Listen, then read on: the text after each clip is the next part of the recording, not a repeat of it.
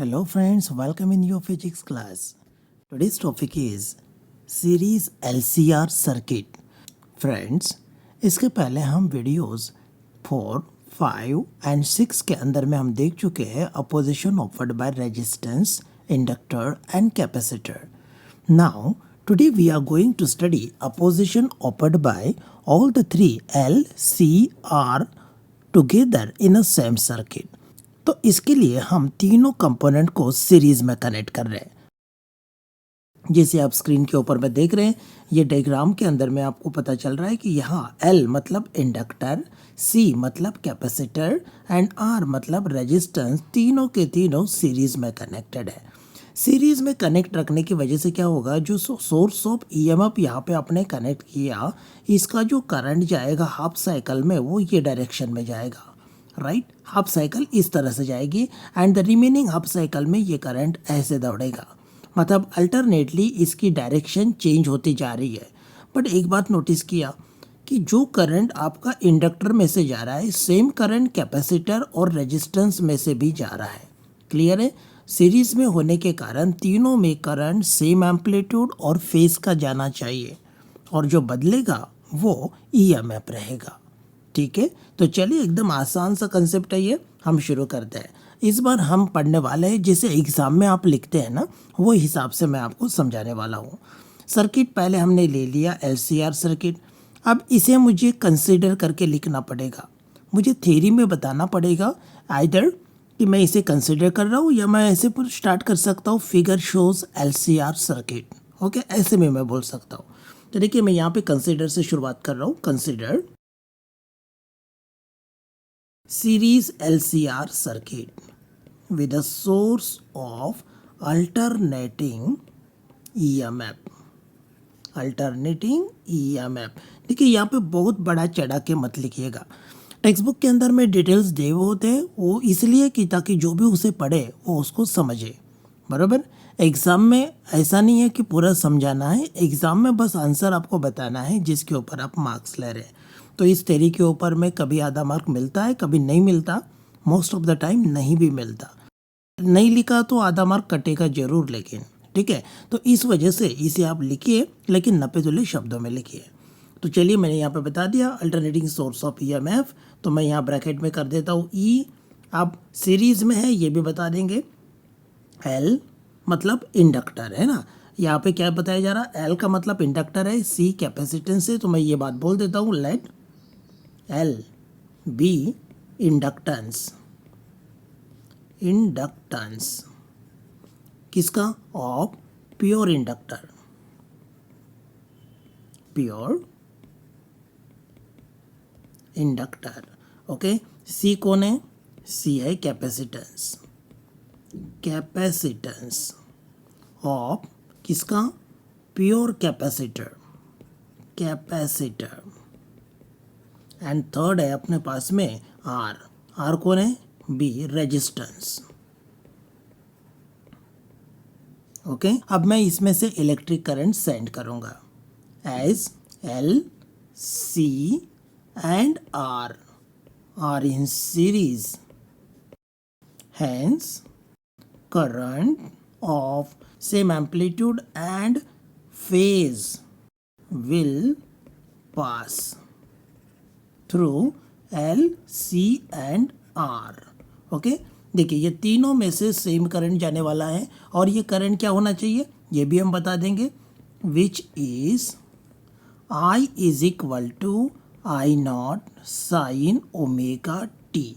देखिए मैंने यहाँ पे करंट का वैल्यू भी रख दिया है. अब ये रखने के बाद में इसका हम बाद में यूज़ कर सकते हैं. अब मुझे वोल्टेज कैलकुलेट करना है across the L, C and R. ठीक है, तो L के अक्रॉस कितना होगा, चलो लेते हैं. देयरफॉर वोल्टेजेस, ऑफ कोर्स ये AC वोल्टेज रहेगा, AC वोल्टेज रहेगा. वोल्टेजेस या voltage across L, C and R. R देखिए L के अक्रॉस है EL is equal to ohm's law के अनुसार current times opposition. Current I, यहाँ पे L जो है वो कौन है? इंडक्टर. तो इंडक्टर जो अपोज करेगा उस अपोजिशन को हम बोलते हैं रिएक्टेंस. तो हम यहाँ पे क्या लिखेंगे, XL. XL is a opposition, that is reactance, inductive reactance. XL क्या है, इंडक्टिव रिएक्टेंस. तो मैं यहाँ पे तुरंत लिख लेता हूँ where XL equal to inductive reactance. Okay. And जो सेकंड चीज हमको मिलने वाली है वो है EC. EC होना चाहिए I इंटू XC. इसे हम बोलेंगे क्या, XC क्या है, capacitive reactance. Okay. XC is equal to capacitive reactance. And R के बारे में कुछ बोलने की ज़रूरत नहीं है. R तो आपको पता ही है, I टाइम्स R रहेगा. R आपका रेजिस्टेंस है, सीधा बस ऊपर में वैसे भी बोल चुके हैं हम, अभी बताने की ज़रूरत नहीं है, लेकिन ठीक है रिदम में हम लिख लेते हैं इसको भी, रेजिस्टेंस. ओके. देखो बेटा, आपको EL, EC एंड ER ये तीनों के तीनों आपके पास में आ गए हैं. अब ये वैल्यू हम किस में डालेंगे, अब ये वैल्यू डालने के लिए हमें एक इक्वेशन लगेगा, बिल्कुल इक्वेशन लगेगा. अब जरा देखिए यहाँ पर सर्किट की तरफ देखिए, टोटल EMF आपने ये अप्लाई किया, इसमें से कुछ हिस्सा इधर मिलेगा, लेट दिस बी EL, कुछ हिस्सा इधर मिलेगा, लेट दिस बी EC, कुछ हिस्सा इधर आएगा, वो है ER. अब इन सब का टोटल अगर करोगे तो जाके आपको मिलेगा E. बरोबर है. DC सर्किट के अंदर में आपने इसके पहले यूज़ किया हुआ है ये कंसेप्ट रेजिस्टेंस के लिए, जिसमें आप V1, V2 और V3 लिया करते थे और इनका टोटल इक्वल टू V बताया करते थे, राइट. कैपेसिटर्स के अंदर में भी DC सर्किट यूज़ किया था आप इलेक्ट्रोस्टैटिक्स चैप्टर के अंदर में, तो वहाँ पर भी आपने इसको डायरेक्टली ऐड कर लिया था, लेकिन यहाँ नहीं कर सकते. क्यों, बिकॉज इंडक्टर में से जाने वाला करंट और इसका वोल्टेज सेम फेज में नहीं है, बल्कि उनमें π/2 का फेज डिफरेंस है. यहाँ पर भी आप देख रहे हैं फेज डिफरेंस है π/2 का. देखिए EC और I के अंदर में सिर्फ यहाँ पे I और ER के बीच में, मतलब वोल्टेज के बीच में कोई फेज डिफरेंस नहीं है. तो ये डिफरेंट फेज डिफरेंस होने की वजह से इनका एडिशन सीधा नहीं होगा, मुझे इसके लिए फेज डायग्राम कंसिडर करना पड़ेगा. ओके. तो चलिए अब एक फेजर डायग्राम मैं यहाँ पे ड्रॉ कर लेता हूँ. ये लीजिए एक वर्टिकल एक्सिस ड्रॉ किया, उसी प्रकार एक हॉरिजॉन्टल एक्सिस भी ड्रॉ कर लेंगे. ये लीजिए, डन. अब ये हो गया हमारा ओरिजिन O. एक्स एक्सिस के साथ जो एंगल बनेगा वो फेज रहेगा. मान लीजिए कि आपका जो EL है वो बड़ा है. Okay, assuming EL is greater than EC. तो इससे क्या होगा, देखिए EL मैंने ये डायरेक्शन में ले लिया और जो EC है वो मैं नीचे की तरफ ले लेता हूँ ये डायरेक्शन में. ये है हमारा EC, करेक्ट. और जो ER है वो किधर जाएगा, वो हॉरिजॉन्टल डायरेक्शन में जाएगा. तो ये इस दिशा में हम करंट भी ले लेते हैं. करंट है हमारा IO. आपको पता है कि हम यहाँ मैक्स वैल्यू का यूज़ करते हैं फेजर वेक्टर ड्रॉ करने के लिए, राइट. तो मैंने यहाँ पे I का मैक्स वैल्यू I0 है, वो मैंने यहाँ पे पिक वैल्यू पकड़ लिया. और EC एंड EL जो है ये भी उनके पिक वैल्यूज़ है जो यहाँ पे लिए. अब रिजल्टेंट किधर जाएगा, रिजल्टेंट निकालने के लिए देखिए पहले वोल्टेजेस का सम कर लेता हूँ मैं. EL और EC आप देख रहे हैं अपोजिटली डायरेक्टेड है, इनका रिजल्टेंट आएगा EL माइनस EC. तो जो भी रिजल्ट आ रहा है मैं यहाँ पे ड्रॉ कर रहा हूँ. ये लीजिए, ये मैंने यहाँ पे लिख लिया, ये मैंने ड्रॉ किया और इसे नाम दे रहा हूँ मैं EL माइनस EC, क्योंकि उनमें फेज डिफरेंस 180 का है इसलिए डिफरेंस रहेगा. और आप बोलेंगे अब सर ER कहाँ है, तो ER जो है वो यहाँ पे आपको दिखाई दे रहा है. ये लीजिए ER, तो ये ER आपका यहाँ पे रह गया, ठीक है. इसे मैं ER बोलता हूँ. अब गौर से देखिए ER जो है वो वोल्टेज है अक्रॉस द रेजिस्टेंस और I0 है current passing through the resistance. They are in same phase. देखो दोनों के दोनों सेम फेज में होने की वजह से उनके बीच में ज़ीरो एंगल आपको दिखाई दे रहा है, जबकि यहाँ ऐसा नहीं है. I0 के साथ EL 90 डिग्री का एंगल बना रहा है, indicating that the voltage is leading the current.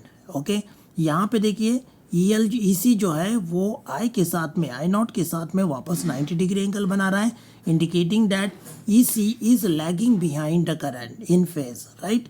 लेकिन ER का वैसा नहीं है, they are in same phase. अब चलिए रिजल्टेंट कैलकुलेट करते हैं. इनका रिजल्टेंट आपको मिलना चाहिए कुछ इस प्रकार से. सबसे पहले मैं यहाँ पे एक पैरेललोग्राम कंप्लीट कर लेता हूँ. यहाँ पे मैंने एक हॉरिजॉन्टल लाइन ड्रॉ कर लिया. यहाँ से एक हॉरिजेंटल लाइन मैं यहाँ पे ड्रॉ कर रहा हूँ, देखो वर्टिकल लाइन ड्रॉ कर रहा हूँ and they are meeting each other at some point and now my rectangle is complete, parallelogram मेरा हो गया। अब ये बना मेरा रिजल्टेंट वेक्टर। अब इस रिजल्टेंट वेक्टर को हम क्या बोलेंगे, इसे हम बोलेंगे रिजल्टेंट ई। तो ये हमारा ई है। अब ई का मतलब क्या होना चाहिए, ऑफ कोर्स इसे हम बोलेंगे ई नॉट, करेक्ट, इसको हम बोलेंगे ई नॉट, ऐसा। तो ये हमारा ईएमएफ, जो रिजल्टेंट ईएमएफ मिला उसका पिक वैल्यू है। तो रिजल्टेंट हमारा ई नॉट है। चलिए अब इसको मैं कैसे लिखता देखिए, from phasor diagram, from phasor diagram क्या मिलेगा फेजर डायग्राम से आपको मिल रहा है यहाँ पे E naught is equal to under root of, क्या हो रहा है यहाँ पे देखो, पहले हम लिखेंगे ई आर को ई आर स्क्वायर बराबर, प्लस नेक्स्ट कंपोनेंट हमारा ई सी ई एल माइनस ई सी, इसका होल स्क्वायर, और भी आने वाला है प्लस ट्वाइस इनका product into cos theta. But क्योंकि यहाँ पे 90 डिग्री एंगल है ई एल माइनस ई सी और ई आर में, इसलिए कॉस थीटा वाला टर्म यहाँ पे नहीं आएगा, वो ज़ीरो बन जाता है। तो इसलिए मैं सिर्फ पहले दो टर्म लिख लिए, ठीक है। अब जानते हैं ये कहाँ से आया, ये पैरेललोग्राम लॉ लगा लो आप यहाँ पे, ये देखो पैरेललोग्राम दिख रहा है आपको, इसकी एक साइड ये है, आप लगाया करते थे ना, पी बोलते थे इसको क्यू बोलते थे, देखिए 11th स्टैंडर्ड में याद करो, और इसको आप आर बोला करते थे। तो आप फार्मूला लेते थे R is equal to under root of P square plus Q square plus twice P Q cos theta. अब यहाँ पे देखिए कॉस थीटा मतलब कॉस 90 है, तो कॉस 90 सबको जीरो, तो ये वाली टर्म तो टोटल आपकी कैंसिल हो गई, जीरो बन गई। अब P square plus Q square बच गया। अब पी स्क्वायर की जगह पे आपने ये आर लिया हुआ है और क्यू स्क्वायर की जगह आपने ये लिया है। आई होप ये स्टेप आपका क्लियर हो गया, ठीक है। अब मैं जो हमने वैल्यू डिराइव करके रखी थी वो इसमें पुट करने वाला हूँ। चलिए देखते क्या होता है। ई आर का वैल्यू था आई टाइम्स आर, इसका होल स्क्वायर है, कर लीजिए। और ई एल का वैल्यू आप जानते हैं आई टाइम्स एक्स एल है माइनस, और ई सी का वैल्यू आई टाइम्स एक्स सी है और इसका होल स्क्वायर। चलिए अब इनकी वैल्यूज़ यहाँ पे पुट कर लेते हैं। ये बनेगा I square R square plus, now here I common दिखाई दे रहा, आई स्क्वायर कॉमन ले लिया, ब्रैकेट के अंदर में x L minus X C का होल स्क्वायर, करेक्ट है। अब ये आई स्क्वायर बाहर निकल जाएगा, आई बन जाएगा, कोई बात नहीं, ये लीजिए आई बन गया यहाँ पे। और अंडर रूट में यहाँ पे मिलने वाला है आपको आर स्क्वायर प्लस ब्रैकेट में क्या बचा बेटा, x L minus X C का होल स्क्वायर, ये बच गया। अब देखिए आई जो है वो ई नॉट के नीचे चला आया, ये लीजिए, और यहाँ देखिए क्या बन रहा है, R square plus X L minus X C. मैं हर स्टेप में 2 स्टेप या 3 स्टेप नहीं किया, एक स्टेप में एक स्टेप किया, in order to avoid any confusion, ठीक है। तो आप इसको अच्छे से देखते रहिए, धीरे धीरे आप समझते जाते हो क्या कर रहे हैं हम।